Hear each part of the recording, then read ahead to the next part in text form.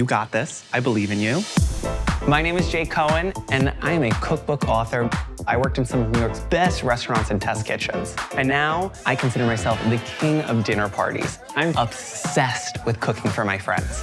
My goal is to create delicious, reliable recipes that are gonna make you an entertaining superstar. It's stunning, but so simple. Let's make this easy.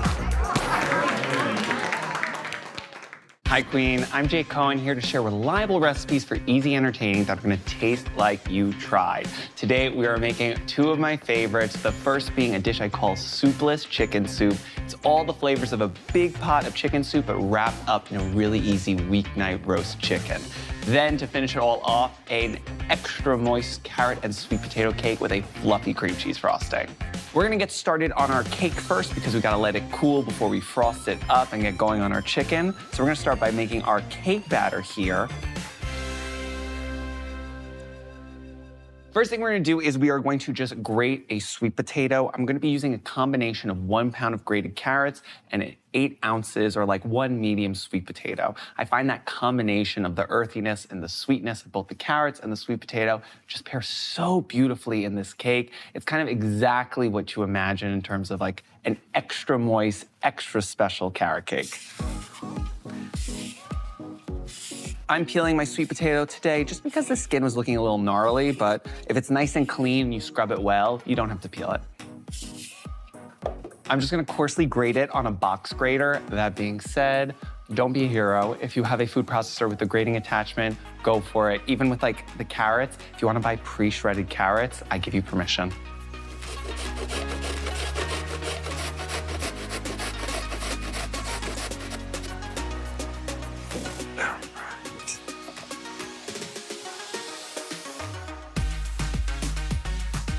I'm gonna add my grated sweet potato right in with our carrots.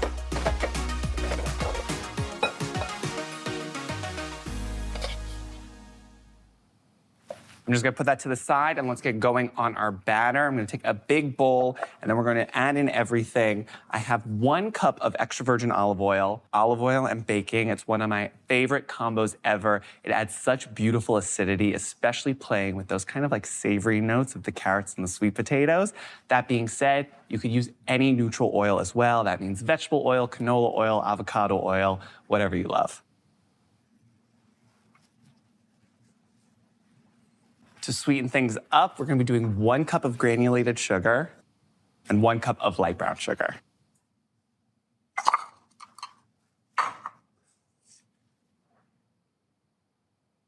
I'm gonna add in 1 tablespoon of finely grated orange zest. I just find a little bit of citrus brightens up any cake, especially this one.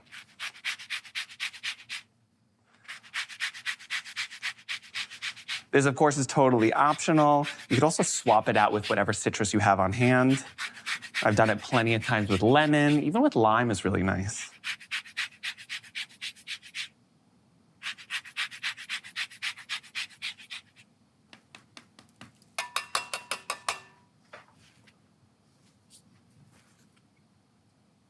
And then 1 teaspoon of vanilla extract. Just gonna crack in 4 large eggs.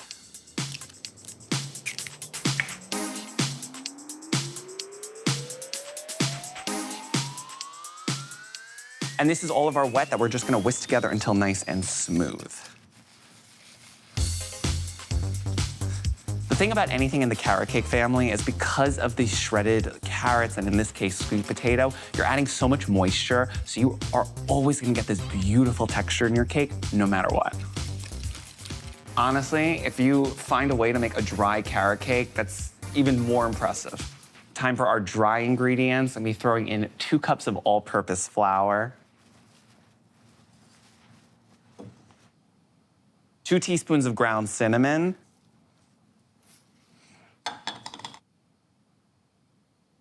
1.5 teaspoons of kosher salt,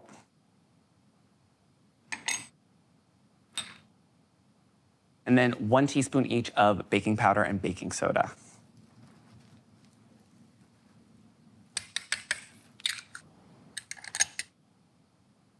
I'm just gonna give the dry ingredients a little mix in this pile on top to combine, and then we're gonna fold it all together into a nice smooth batter.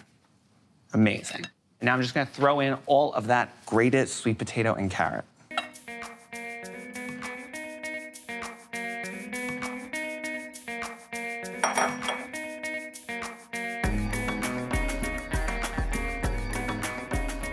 I will say, this is no shade to other recipes, though this one is obviously the best one you're gonna make. I love a high ratio of grated carrot to batter. That's what's gonna give it that beautiful texture. That's what's gonna give it all of that moisture. And in this case, we're not only using a lot of carrots, but then we're adding sweet potato on top of that. All right, I just wanna get it nice and incorporated. So you see carrots pretty much evenly spread throughout. And now what I have here is a 9x13 baking pan. I greased this with a little nonstick cooking spray. I'm not lining it with parchment, mainly because this is a cake I love to bake in it, cool in it, frost in it, and serve in it. It just makes your life so much easier. And like, I don't own a platter that's kind of like big enough for a cake like this, so just keep it in the pan and make your life easy. As long as you grease it, and since this batter is pretty high in olive oil, I will promise you it will never stick.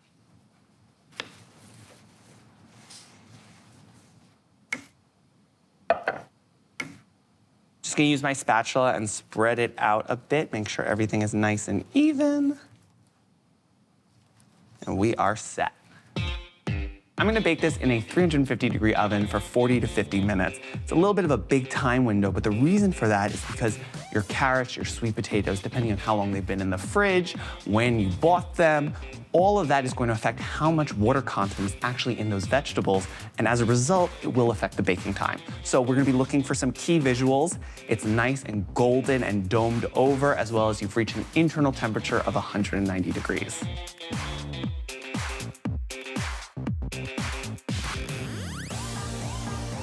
It's been about 40 minutes. We're about to pull out our cake. Smells so good. It cooks so beautifully evenly. You get that gorgeous golden color.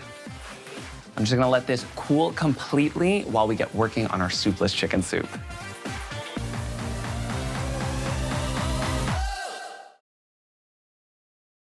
So we're gonna get started on prepping our veggies. These are all kind of the classics that you would find in a soup, but it's gonna make such a delicious roasted bed of veggies under our chicken.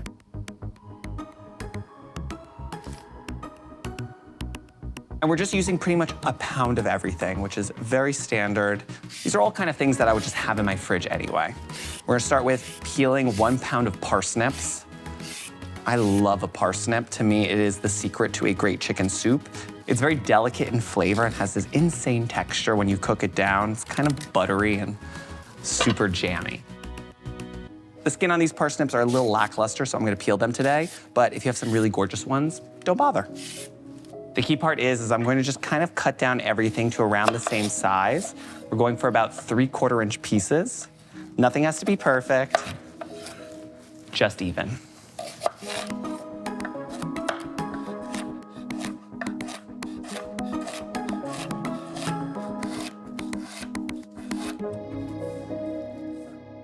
And I'm gonna throw all of our veggies into one bowl since they're all gonna cook down together at the same time, which is what I wanna hear whenever I'm making any recipe. Same deal, I have 1 pound of carrots. I'm just gonna cut these into like little coins. Since they're thin,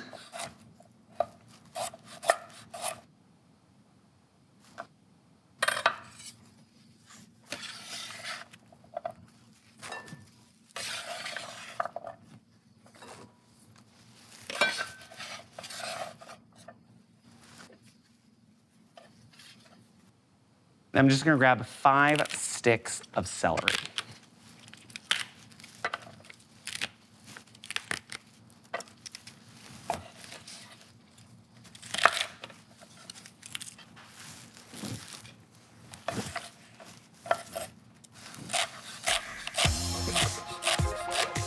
We need to give celery the respect it deserves. I think every roast chicken should have some celery in it. I love that texture. I'm using 2 medium shallots. I just find they're super delicate and gonna add that beautiful onion flavor that you obviously need in a chicken soup, but they're gonna kind of melt down into our veggies and make such a great base for the chicken. I'm just gonna give them a nice little thin slice.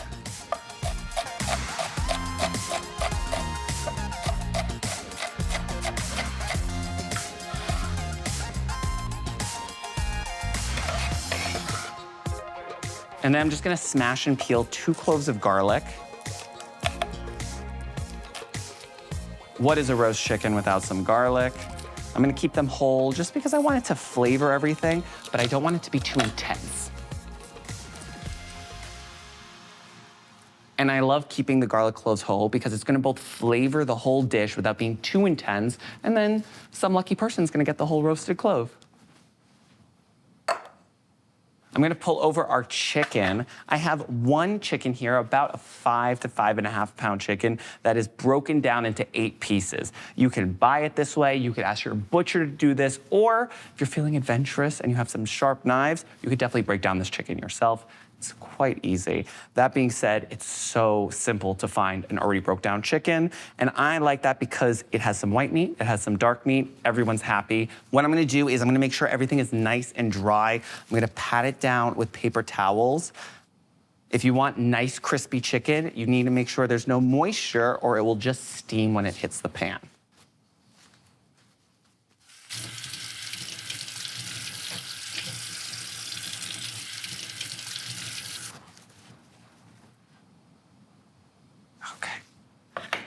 We're actually just gonna season our chicken simply. I really don't think you need a ton of spices for a beautiful roast chicken. Salt and pepper is all you got, and we have all of this flavor that's gonna be building up underneath to create the sauce that goes with the chicken. So really, you just wanna make sure it's really well seasoned.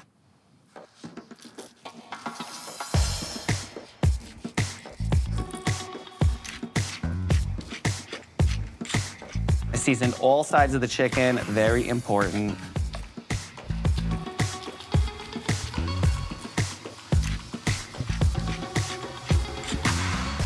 I have a large cast iron skillet here. We're gonna heat this over medium-high heat with about 3 tablespoons of olive oil.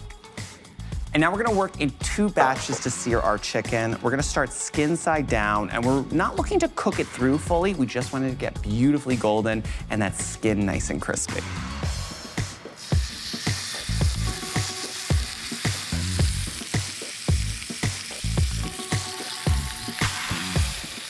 As we're getting the skin nice and crispy, we're also gonna be rendering out that chicken fat, which is gonna be the perfect medium to cook down all of our veggies and add in the most amount of flavor. Whenever you're cooking chicken, especially when you're searing it and trying to get that crispy skin, you gotta wait until it's golden. Patience is so important. If you try to pull or flip your chicken too early, the skin is just gonna rip. When the skin releases, that's when you know it's super crispy and golden. Ah, look at that.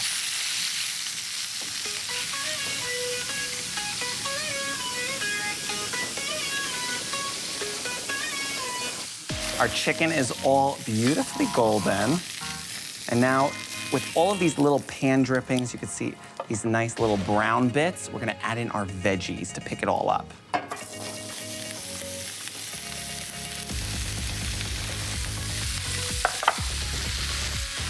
We're gonna season as we go, build all that flavor, nice big pinch of salt and pepper. And just like we didn't finish cooking our chicken because it's going in the oven, we're gonna par cook our veggies here just for about 5 to 7 minutes. They still have a bit of crunch, but they're gonna begin to soften.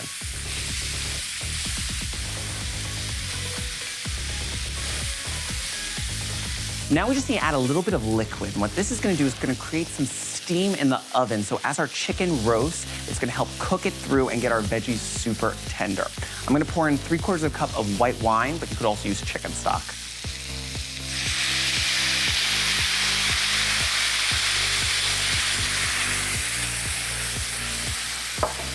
I'm gonna nestle in 6 sprigs of thyme right in the center just to add some beautiful flavor. So you can use whatever herbs you have on hand, from rosemary to sage, everything goes. And then I'm going to nestle my chicken right on top of these veggies. I'm gonna pop this into a 425-degree oven just for about 15 to 20 minutes. We're looking for our vegetables to finish cooking and our chicken to get to an internal temperature of 165. And when we come back, we're going to frost our cake.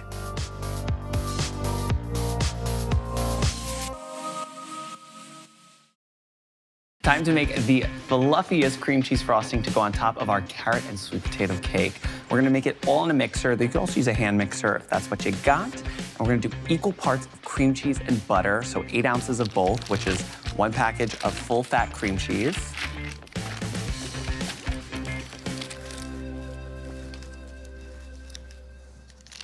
And 2 sticks of unsalted butter. Everything is at room temperature here. That is truly the secret to a nice fluffy frosting that doesn't have lumps, is making sure everything is nice and softened. And to that, I'm gonna add in 2.5 cups of confectioner's sugar.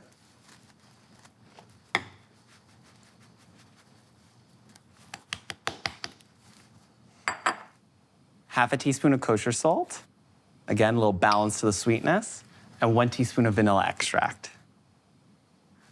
Now, this is a good base, but you could definitely flavor it however you like. If you want to lean into the orange flavor that we put into the cake, you could add in more orange zest. You could add in any citrus zest you want. You could swap the vanilla extract for vanilla bean paste or freshly scraped vanilla beans. Truly, however you want to flavor this, go wild. And I'm just going to mix this. I am using the paddle attachment today, but you could also use the whisk until it's nice and light and fluffy, which should take about 2 minutes.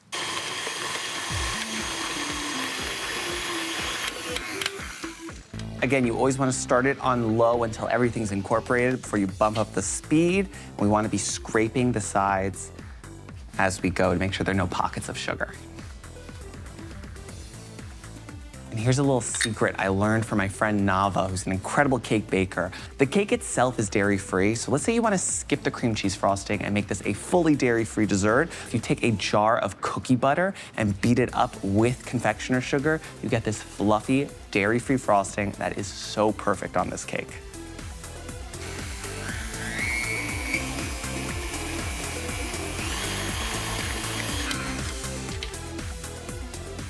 A key thing you should be looking for is it will become nice and beautifully white in color. If you still have that kind of yellowy hue from the butter, you have not whipped in enough air yet.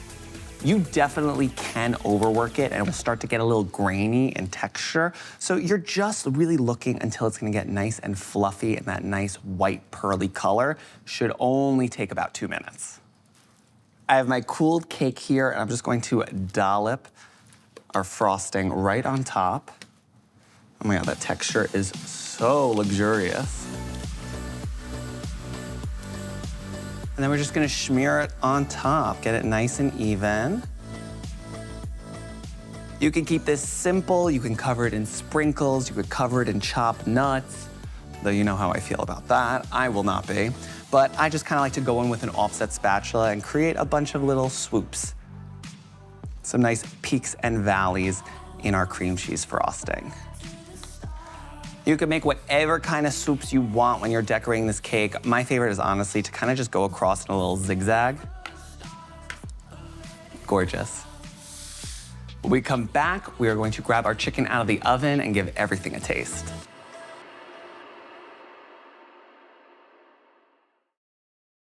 Let's grab our chicken out of the oven. Oh my God. It smells just like a big pot of chicken soup. Minus the soup, of course. I made sure to temp my chicken to make sure it reached 165 degrees, though again, it's so perfect since we seared the chicken first. It doesn't take that long in the oven to cook through. Our vegetables are nice and tender. We're just gonna finish it up with some herbs and get tasting. If there are 2 non-negotiables in any chicken soup, it's a ton of parsley and a ton of dill. Just adds that gorgeous freshness. And so we're gonna do the same here.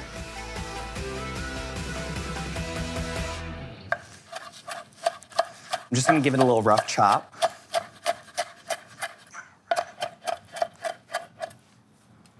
All right. We're just gonna garnish it up with tons of parsley and dill to add a little bit of green freshness. And it's time to eat. This dish couldn't be any simpler to make. It couldn't be any more comforting. It's everything I love about chicken soup, packed into a roast chicken dinner, without the soup, of course. If you love a roast chicken, this is going to be one of your new favorite ways to prepare this dish for everyone you love in your life, and I can promise you, they'll love it just as much as we do. So we have our soupless chicken soup, and our beautiful carrot sweet potato cake with cream cheese frosting. Let's dig into this soupless chicken soup. I'm gonna grab a nice piece of chicken, all of these gorgeous tender veggies at the bottom, and the white wine and all of the chicken juices kind of reduced down into this gorgeous, like, voluptuous sauce. Wait, can we take a moment to appreciate how crispy the skin is? This is everything you want in a roast chicken.